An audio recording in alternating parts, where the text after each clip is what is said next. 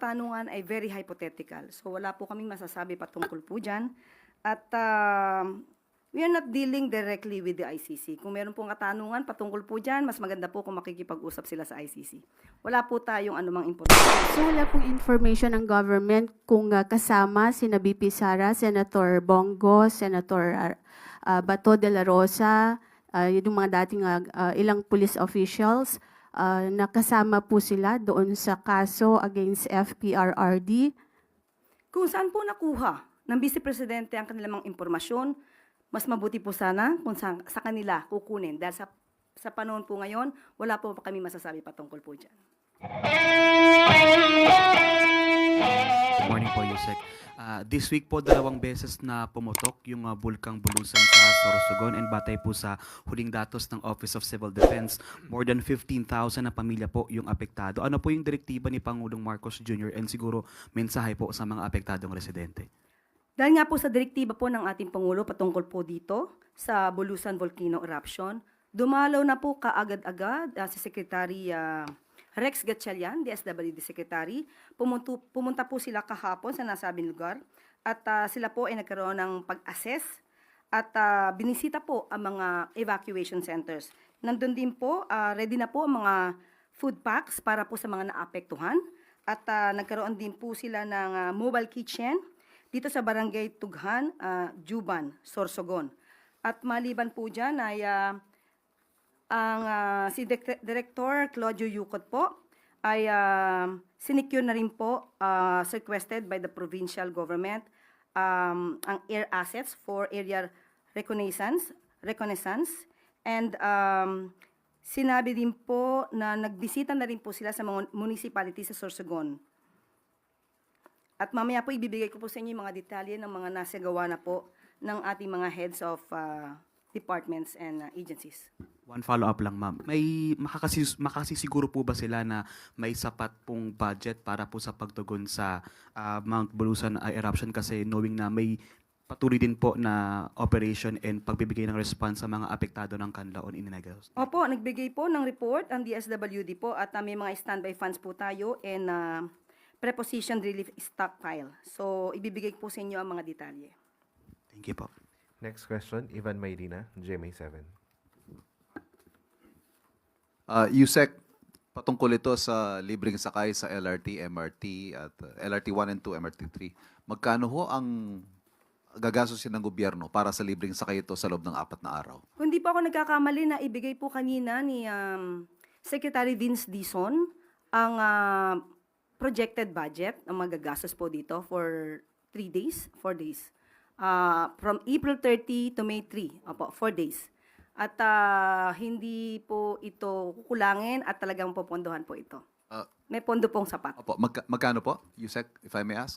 Nasa aking cellphone po, alam ko po na report na po yata kanina ni Secretary Vince Dizon. Kailan po ito po ay nasa aking, naibigay po sa akin kanina ng Secretary Vince Dizon ang, bibigay ko po sa inyo maya-maya. Yeah. After ko makita po sa aking cellphone na Sige, ibigay ma'am. po niya yung kanya. Opo. May tanong ko na rin po, karaniwan kasi pag halimbawa yan, Labor Day, just on the day itself ang libre. At specific sector lang yung magbe-benefit. For example, kung Labor Day, workers. Kung Veterans Day, mga veterans. Ano ho kaya naging decision-making dito? Bakit siya binigay ng 4 na araw at para sa lahat? Kasi po, kung May 1 lang po ibibigay, karamihan naman po walang pasok. So, hindi naman po nila mararamdaman. Yung benepisyo matatanggap po nila. At sabi nga po ng ating Pangulo, ito po ay pugay na rin po sa ating mga workers. So, bigyan po natin kahit konting kaginhawahan at para maibsan naman yung konting hirap sa pamamasahe dahil malaki din po itong gastusin para sa mga manggagawa. At ito pong benepisyo ito ay binibigay ilang araw bagong eleksyon at sunod-sunod din po yung mga surveys on approval and trust ratings. Ano ho ang masasabi ng Malacanang sa mga maaring hindi maiwasang magbigay ng mali siya rito sa pagbibigay ng benepisyong ito sa mga manggagawa at sa mga commuter? Ang May 1 po kasi International Labor Day po ito. Hindi naman po natin pwedeng ibigay ito sa mga manggagawa sa December. So tama lamang po sa panahon kung kailan dapat sineselebrate po ang Labor Day, doon lamang po natin ibigay. Pero yun nga po, hanggang May 3. Opo. para wag naman po natin bigyan ng mali siya. Hayaan po natin makinabang yung taong bayan sa mga maaaring itulong ng gobyerno sa kanila. Salamat. Jinky Baticados, IBC 13. Hi, ma'am. Ma'am, doon lang ako sa rollout po ng bigas para bukas. Ano po ang reaction ng Palace, ma'am? Dahil merong exemption na binigay ang COMELEC last Friday. It was signed already. But then po, sinasabi kanina ni Chairman George Garcia na they're waiting for the DA to have clarification with them kasi as far as they know, yung reso po na parang inilabas nila last Friday, sumasaklaw ng condition that says May 2 to 12 po, hindi siya applicable ang exemption.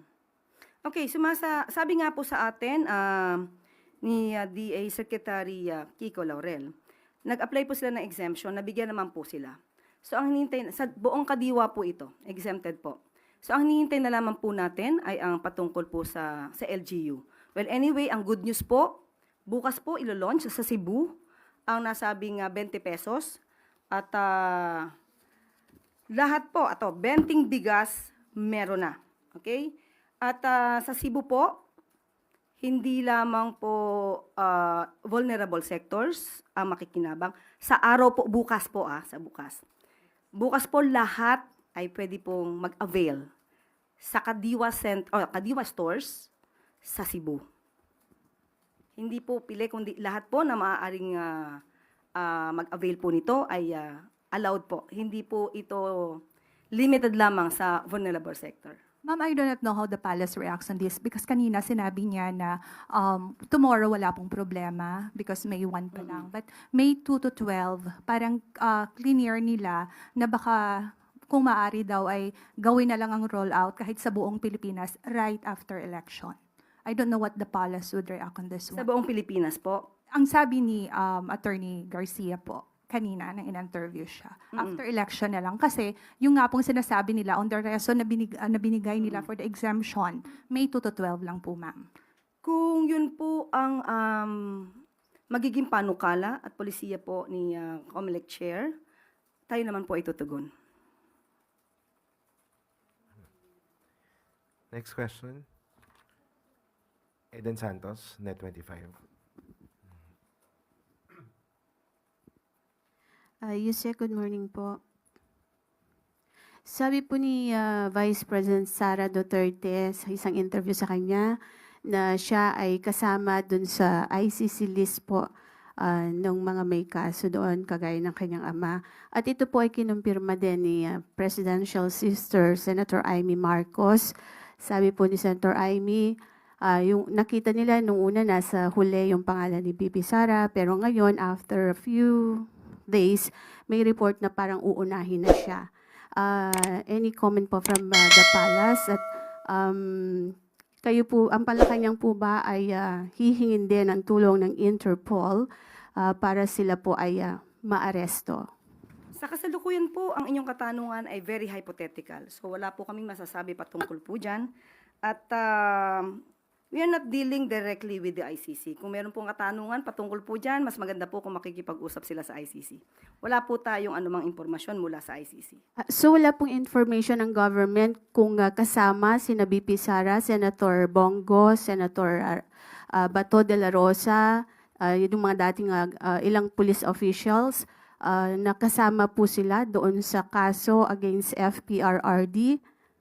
Kung saan po nakuha ng Vice Presidente ang kanilang mga impormasyon, mas mabuti po sana kung sa kanila kukunin. Dahil sa panahon po ngayon, wala po kami masasabi patungkol po dyan.